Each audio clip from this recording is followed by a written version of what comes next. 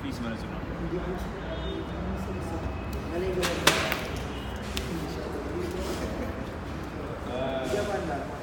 እንትን ስለ ቢትኔሽን ነው የምንሰበሰው የናፍቴሽን አፕሊኬሽን እዛ ላይ ክሪፕቶ ምናምን እንላክበታለን።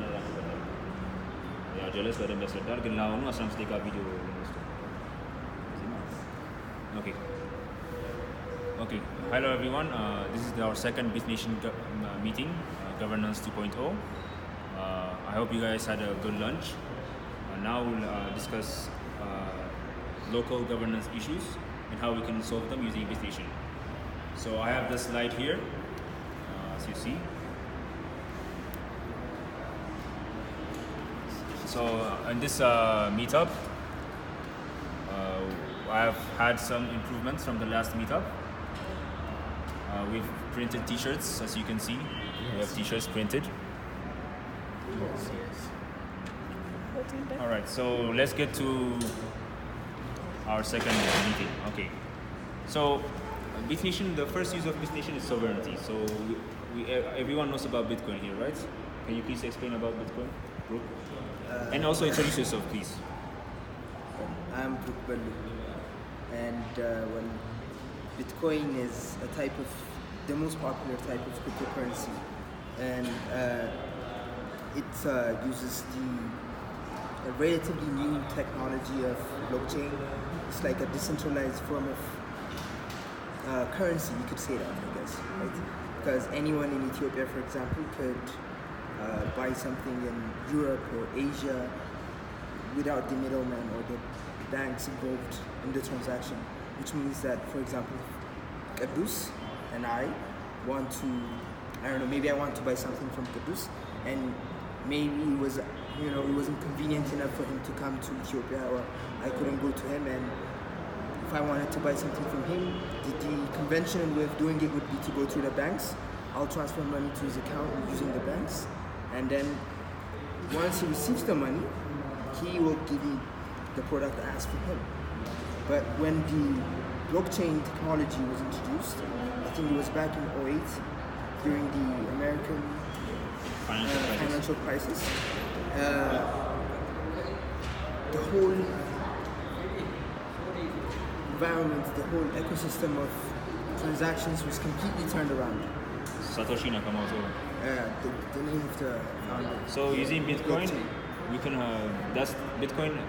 So the blockchain gave us Bitcoin, and then the philosophy next to Bitcoin is a nation, how to create a nation using crypto nation. Exactly. So that's when we come to Bitnation. Exactly. All right. Good. Can you please explain what you know about crypto? Okay. At first, I have a controversial point that I want to state. Bitcoin is supposed to be a decentralized currency with no government controlling it. But why do we have a governance 2.0 on the shirt? What does it mean? I want to know what that meant. And now my concept about Bitcoin is a free, decentralized currency that helps you buy, as he said it all, that helps you buy anything from around the world without having to pay for the transaction. And I think you kind of do, but it's more easier that way. With Bitcoins, it's easier, and that's all. Let me answer this question. So his question is, if Bitcoin is decentralized, and what's the use of Bitnation? So Bitnation is basically an internet of sovereignty. So we use cryptocurrency, and we try to have our own decentralized small nations called colons. So that's what colons. So a colon is basically a group of people who use crypto and who trade with each other. It's like a small nation, basically. So what Bitnation gives you is the platform to govern yourself, like in any way possible. You can choose your legal code, you can choose your ideology, you can choose your witness, your arbitrators. So basically it gives you the freedom of choice and the platform you need to have those decentralized societies. What's the governance? Governance 1.0, I don't know if you saw the white paper. Governance 1.0 is a geographical apartheid. Like if you were born in Ethiopia, you stay in Ethiopia. If you were born in the USA, you stay in the USA. And then you're specifically told not to leave your country. But in Governance 2.0, you can create a nation using your app. So anyone in the USA, anyone in Ethiopia can be in the same nation with the same benefits, same like standard of living. Like if you paid equally, you have the same standard of living anywhere else. Same legal rights. Can we say this is part of the singularity way? Yes, in a higher philosophy, you can do this. Higher philosophy, it's like everyone regarding borders. exactly. So basically, we're creating a borderless society. All right, so let's move on to the. Okay, so there's Cody Wilson said, increasingly all political questions that we could fight about have been relegated to an administrative sphere. So I could spend my entire career becoming one member of some segment of the government, yelling as hard as I could for many years, making a career, or I could write a software that totally explodes the paradigm. Right? Can you please explain what Cody Wilson tried to say? So let's say in Ethiopia, for example, we have political parties, right? So everyone is saying freedom this, freedom that, and then after that they create a political party, and then they start shouting, we need this, we need this. What they're doing is they just put their entire political question into one administrative sphere, and then they form a administrative governance, and then that's what they do. That's basically what they do, right? They try to answer everyone's political questions. But in this, when we do a paradigm shift, let's say you have Bitnation, right? So if you have Bitnation, you can have like create a whole-on, like you can create your own nation according to you, according to the specific needs of your society, with the same payment system, with the same rights as you choose. So it basically shifts the paradigm. Like it's a different way of thinking. Like it's a different approach from a nation-state thinking to a whole-on thinking, or a Pangea thinking, or a borderless thinking. Are you getting me? Are you following me? Yes. So that's what I understood for what Cody was saying. Can you? When we create a color in the Bitnation, do only a person creates it, or is the agreement between the separate entities from that color? Can you repeat that, please? Yeah, is the when, for example, if I want to create a column using the Bitnation, do I just create the column by myself, or do I need other separate entities to agree with me in the create? When you create a nation, basically you pay with Ethereum. You need to pay. Then you need to have your select your legal code, any code, civil code, UN code, and stuff like that. And once you pay with Ethereum, you put it on the blockchain. So when you put it on the blockchain, basically all other third parties are approving your nation when you pay with Ethereum. So once you pay and it's approved on the blockchain, it gives you an option like, do you want your nation to have a sovereign, to be recognized as a sovereign entity, or is it a for-profit nation? You've seen it. Is it for-profit nation, or is it? It gives you choices. So you choose according to your needs in the app. So the meaning of nation is a little bit different from the... Exactly. It's governance 2.0 basically. Governance 2.1, you mark your territory, you have your own people, this is geographical apartheid. That's the nation state. The idea is that the conventional way of doing things is you don't get to choose your state. Exactly. But when it comes to governance 2.0, is with You can choose. You choose your state. Exactly. That's you got the me. point. So even the question on the slide is, would you like to choose your governance service just like you choose your phone provider? Well, specifically in Ethiopia, you can't even choose that because Ethio Telecom The only provider. owns everything. But if you go to Kenya or South Africa, you can choose MTN, AT&T, and stuff like that. So that's the main point. You got my point. You got the point. Okay, so another slide. Tetsu Oishi said, the blockchain is not just for money. It's there for a brand new governance structures, replacing the nation-state concept from the Napoleon era. Digital nomads like me know that national borders are imaginary, our activities are global, but most governance systems are still for locals only. The government marriage system is one of the most obsolete systems today. Marriage is a very personal matter, but it is being enforced by governments, and the laws are so different in each country. For example, you can use Bitnation to have a marriage, let's say. Yes, like the traditional way, ማዘጋጃ ቤት ይኬዳል፣ ቁጭ ትላለህ፣ ትፈራረማለህ፣ እዛ ማዘጋጃ ቤት ይገባል. That's the traditional way of marriage, right? But in Bitnation, you can have a legal contract, a marriage contract using Bitnation. That's approved by people on the blockchain. The contract lives in the blockchain. Exactly, and it's binding and it's legal. So if I want to divorce, how can I do it? You can have another argument that is added to the blockchain saying that you divorced.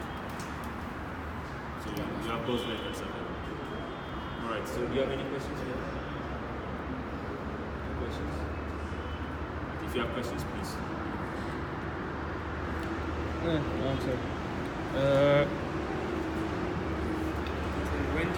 to be fully implemented? So, okay, basically we have a roadmap. You can see it on the white paper. Right now we have released the alpha app, as everyone has downloaded it here. All of you have your own wallets, and the XPass will be sent to you. By 2019, at the end of 2019, the exocortex, after the Lucy artificial intelligence is done, it will be released to the beta market. By that time, Dave, Dawit, our media partner, will help us in marketing this app on the radio and other means of. Yeah. Okay. All right. So global governance. So global geographical governance oligopoly equals the nation state, which leads to war, injustice, corruption, and taxes. Current governance providers don't need to compete in their territory. No competition equals no incentive for better service.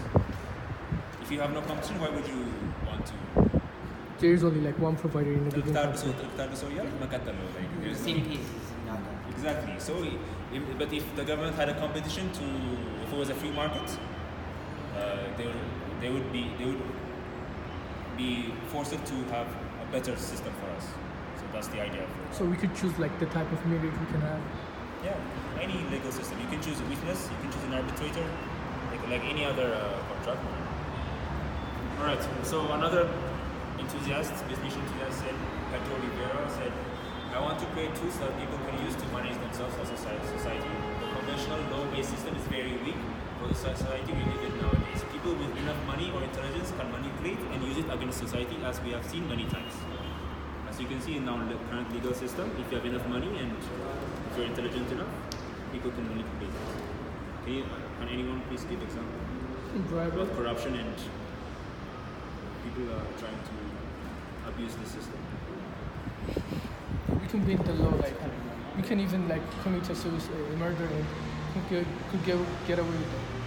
In our current If like you're law, intelligent enough, if you got the money and you know like who to pay, like you can achieve anything in the current system. I have a question. With using this currency system, we will be able to solve some issues. With the technology comes bad things. So people can get away with murders, assassinations and whatnot. How is this going to be controlled? I don't know about the assassination part, but what I know is they have a reputation system. Like if you have a legal contract with someone and you break that contract without fulfilling the basic necessary things required on that contract, your reputation decreases. So Lucy gives you a bad rep. And if you have a bad reputation, no one will want you in the market. Like no one would want to hire you. No one would want to sign a contract with you.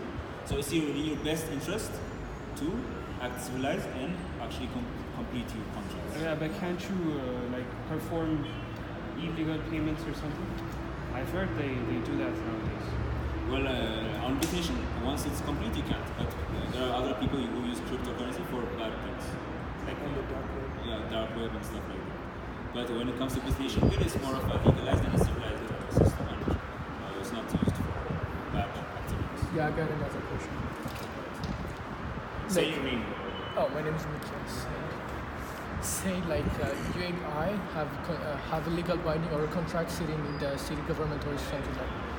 There is like a physical body that abides, that makes both of us abide by the contracts we put in the. But in the case of like smart contracts and the crypto contracts, what is the entity that enforces the contracts behind the blockchain? The entity is Lucy, the AI, Lucy. So like we put all the trust in the people's, like in the parties that they are playing. We put that trust in them to fulfill the contracts. Like for example, you do something very bad on Bitnation and then you stop using Bitnation. Yeah, That's what you're saying. That's your loss. You stop using Bitnation, you stop using their services. But as a bad person, you're talking about a physical entity, right? Yeah. On the nation itself, it gives you an option. It says, do you have a physical territory, land? Do you have physical entities? It gives you an option for it. So like I can have law enforcement body like Exactly. police. Yes, you can. You can do that in the future. But once it reaches critical mass, once the Bitnation reaches critical mass, there will be meetings at the UN. I think there's one at the European Parliament, and you try to be recognized as a sovereign entity, the Bitnation. So once you got that accepted, you have physical entities on the ground. Who's programming Lucy? Who's programming Lucy? Lucy is being programmed by very smart people. There's a GitHub repository, and if you're good in coding, you can also add to that. I can contact you. I can give you contact of the IT people. So, okay, bad passports make it difficult or impossible to migrate. 2 billion adults in the world are currently unbanked. If the grey economy was a nation, it would be the second largest economy in the world. 2 billion people, adults in the world are currently unbanked. And if the grey economy was a nation, it would be the second largest economy in the world, next to America. So imagine, if we can, the grey economy means black markets, unregistered taxes, all those not part of the legal system. So Bitnation is going to be a platform for this grey economy to be part of this. We can access the grey economy market. Why would we want to access the grey economy? Because It's the black market, right? Maybe not. There's a reason it's not part of the mainstream market. not necessarily. The grey economy also has people living in the developing nations with no access to finances. That's also part of the grey economy. And even if it's used for a bad thing, grey economy market, it's not necessarily a bad thing. It's just people who are not using. And I'm saying, Eco1 is a grey economy. It's not bad. Again, people don't use the banks, don't use the legal system, so it's just part of the grey economy. Imagine if you have a decent